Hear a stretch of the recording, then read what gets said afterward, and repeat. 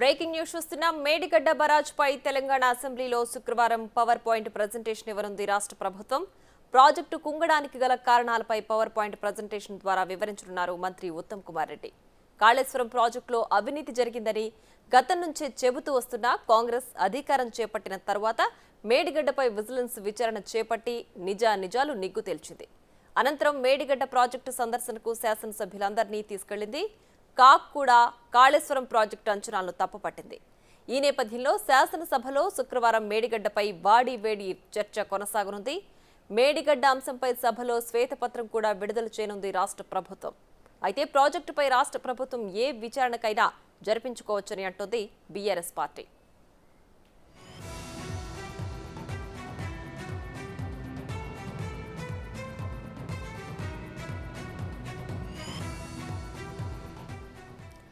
ఇదే అంశానికి సంబంధించి మరింత సమాచారం మా deputy bureau chief Sadiq phone line లో అందిస్తారు. సాదిక్, చెప్పండి, శుక్రవారం మేడిగడ్డకు సంబంధించి శ్వేతపత్రం విడుదల చేయబోతున్నారు కదా రాష్ట్ర ప్రభుత్వం, దీనికి సంబంధించి పూర్తి డీటెయిల్స్ ఏంటి?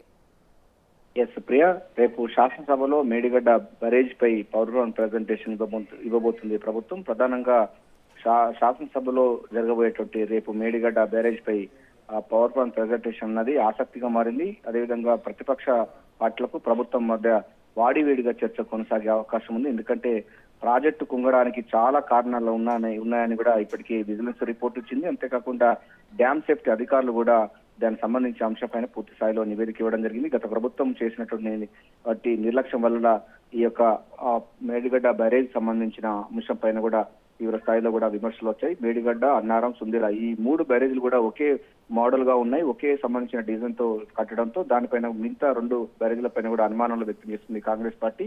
సో నీటి రంగ సంబంధించిన పవర్ అంటే ఈ సాగునీటి ప్రాజెక్టులకు సంబంధించిన అంశాల్లో పూర్తి స్థాయిలో కూడా శ్వేతపత్రం విడుదల చేయాలనేది కూడా ప్రభుత్వం సంకల్పిస్తుంది. ఈ నేపథ్యంలో రేపు పవర్ పాయింట్ ప్రజెంటేషన్ తో పాటుగా శ్వేతపత్రం, ఒక వైట్ పేపర్ రిలీజ్ చేసే అవకాశం ఉంది. ఎందుకంటే మేడిగడ్డకు జరిగినటువంటి అక్రమాలు కానీ పిల్లల కుంగివెత్తిపోయిన ఇప్పటికే మంత్రులు, సభ్యులందరినీ కూడా తీసుకెళ్లి వాళ్ళకి క్షేత్ర స్థాయిలో పరిశీలించింది.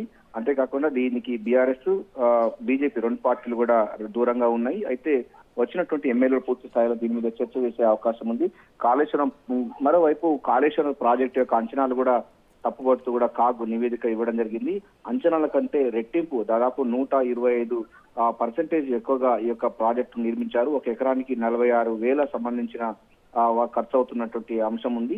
ఇది ఒక తెల్ల ఏనుగులాగా అభివర్ణించింది కాగ్. సో ఈ నేపథ్యంలోనే రేపు వాడివేడిగా చర్చ కొనసాగే అవకాశం ఉంది.